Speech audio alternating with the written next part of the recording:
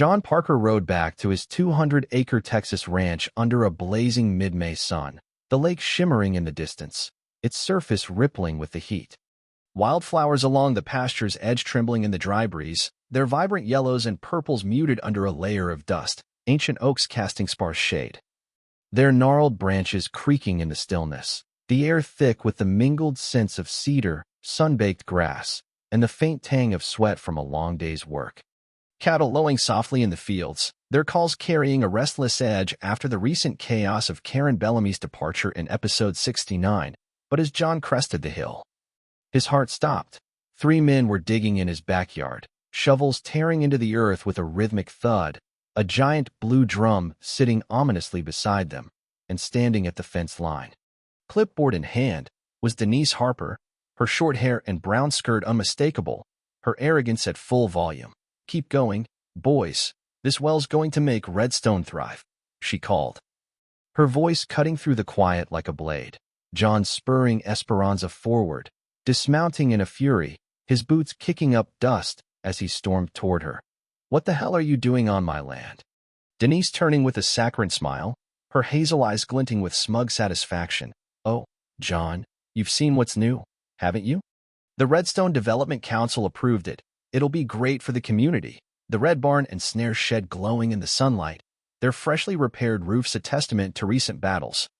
The burn scar on John's forearm throbbing, the wildflowers enduring despite the invasion unfolding.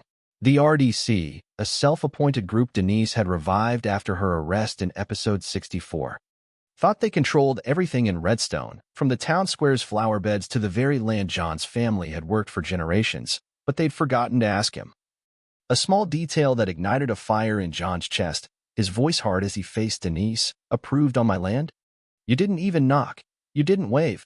You just tore into my property like it's a public park." One of the diggers, a sweaty man with a sunburned neck, his foot on his shovel, smiling as if this were a friendly chat. "Everything's been green-lit by the RDC. Don't worry, we'll be done soon." John's jaw tightening, his hand instinctively brushing the rifle on his hip.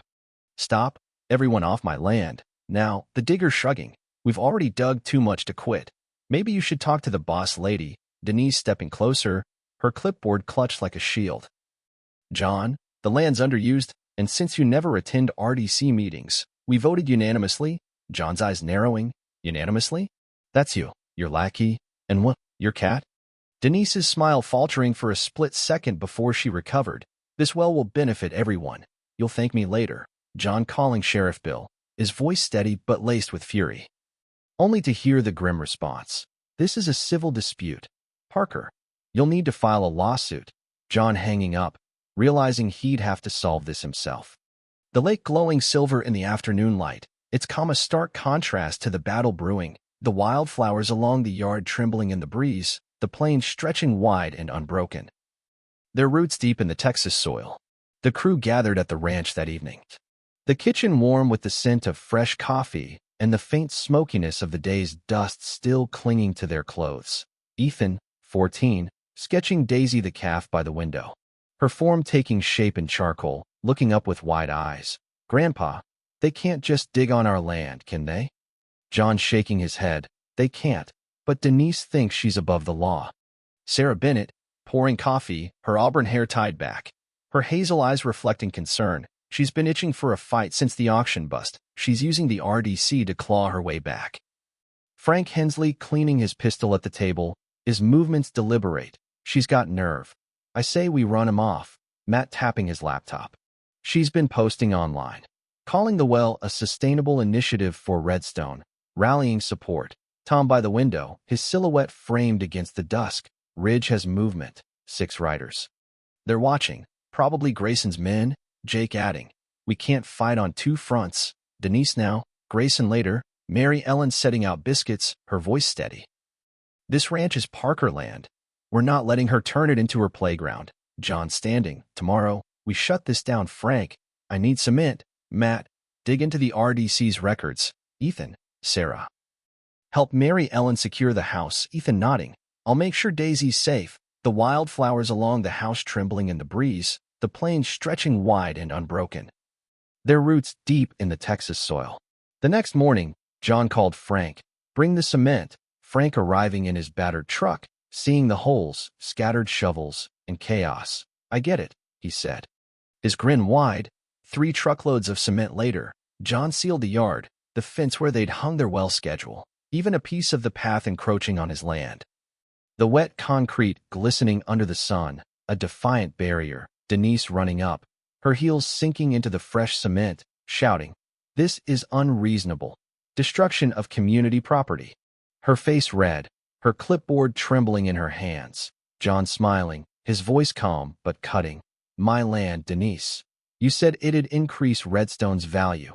Now it's premium concrete." Leaving her fuming, her heels leaving imprints as she stomped away, the wildflowers along the path trembling in the breeze, the plains stretching wide and unbroken, their roots deep in the Texas soil. Denise didn't back down. The next day, Redstone buzzed with gossip. 3 cement trucks not going unnoticed, the town square a hive of whispers. Some neighbors siding with Denise. "She's trying to help us all."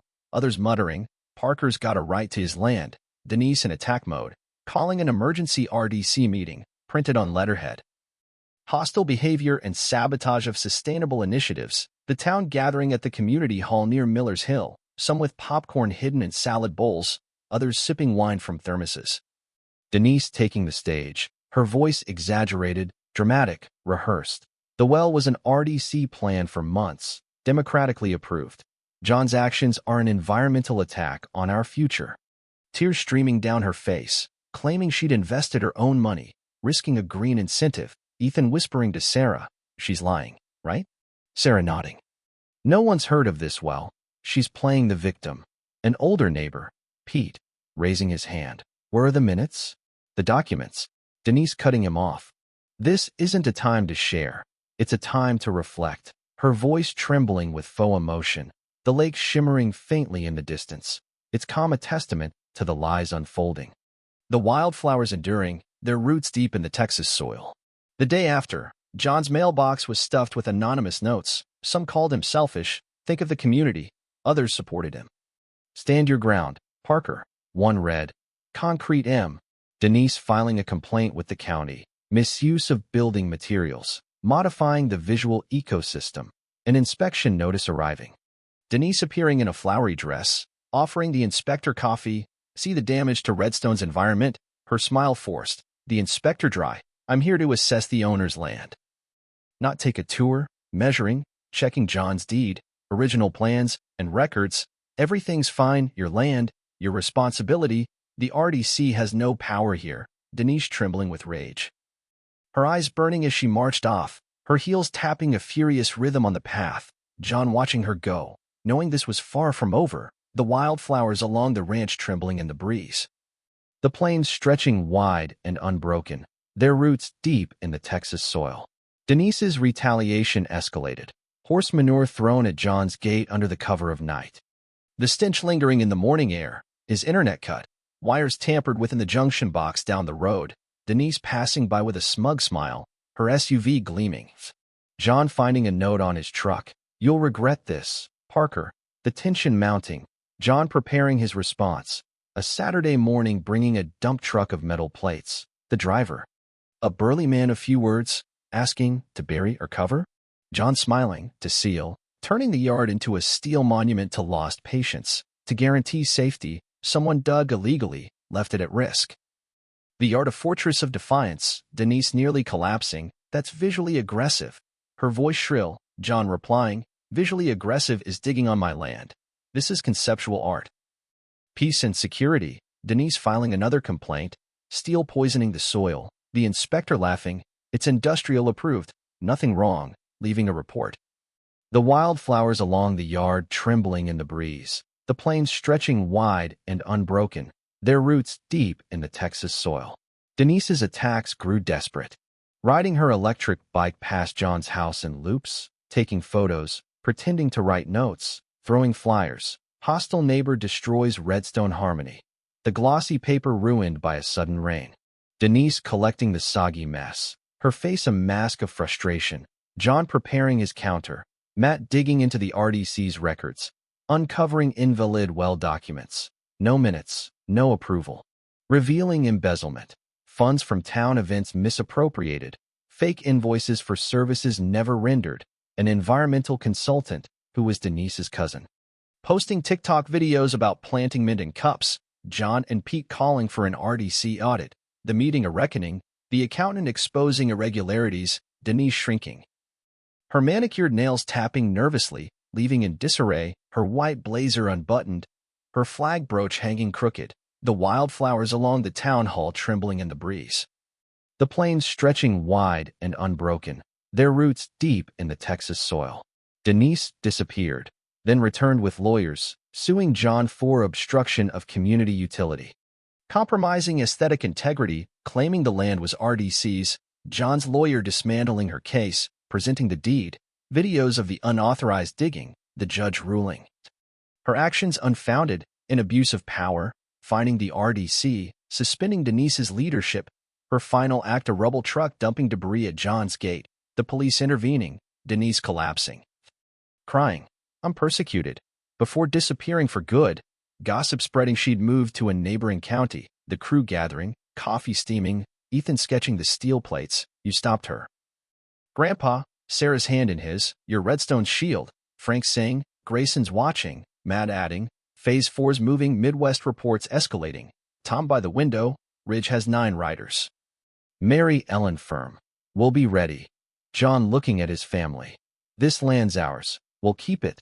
The lake glowing gold as dawn broke, the plains stretching wide, wildflowers enduring. Their roots deep in the Texas soil, the rebellion won, but the fight far from over.